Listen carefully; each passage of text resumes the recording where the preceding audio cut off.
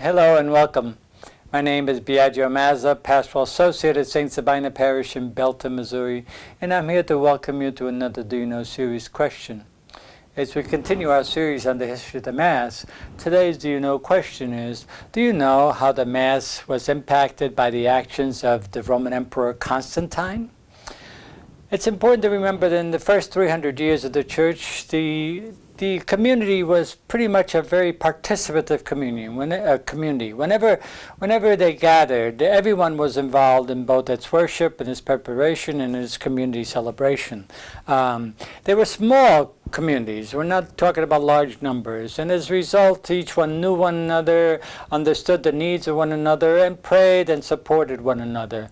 They usually met in small homes, and as their numbers grew a little bit, they saw the need to develop even what they would call small house churches.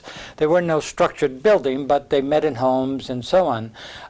They also saw the need to have someone in each community who would oversee the work of the community and call them and facilitate the preside over their gatherings. So they established a community in which there would be an overseer, which will be ultimately the ancestor of the bishop, and then the bishop had people that would help him, servants as they were known, who would be the ancestors of the deacons, who would take care of many of the administrative needs of the community, and ultimately the elders, who would be, in the future, would become the priests or the presbyters of the community. But these were originally called to consult the bishop on better ways of making decisions for the community.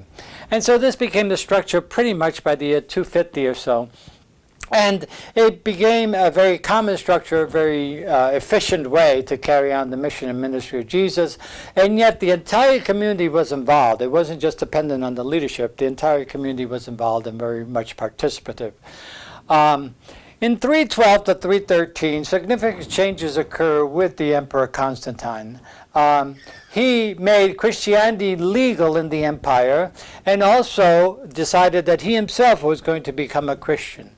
And so as a result of that, he became very generous towards Christians, giving them many privileges and especially a lot of land, wealth, power, prestige, and esteem, and so on. This was very good for Christianity in terms of it spreading its message and being able to spread it throughout the empire, but it also brought with its own shadow sides, and these we will get to in a minute. Many, as a result of this kind of prestige and now the legalization of Christianity and the empire even becoming Christians, many people started to join the church for mixed reasons and for mixed motives. But the bigger numbers, as we started together, it was very obvious that you needed bigger spaces to meet. And so one of the things that Constantine did is, in making some of the bishops Roman governors, he gave them also the basilicas, the law courts of their days, which were a huge building that had a platform and a throne at the end of the building and in the front of the building where Roman law was dispensed. A number of the bishops now started to use these buildings for the gathering of the community, the Christian community, to celebrate the liturgy. And so you had these large buildings. We moved from small house churches to these large buildings. And that created a major disruption in the participative nature of the community. It also the large numbers also required more administrative structure and leadership structure on the part of those in charge. And so what would happen now, the bishop, who was originally part of each community had a bishop. Now the bishop became an administrator in charge of what the Romans had broken down their empire into dioceses.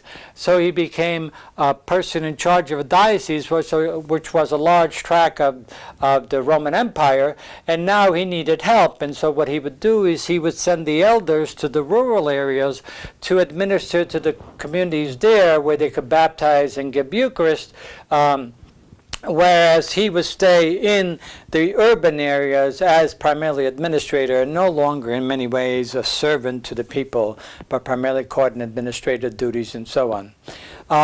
This evidence of class structure begins to happen as a result, and that class structure is focused primarily around the structure of the ordained and the lay.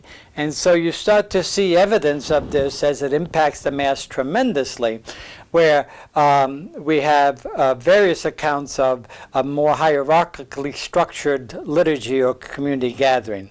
I would like to read a passage to you of a typical account of a Mass that would have happened in an urban area, cities like Rome or Alexandria or Corinth, in roughly about the year 600.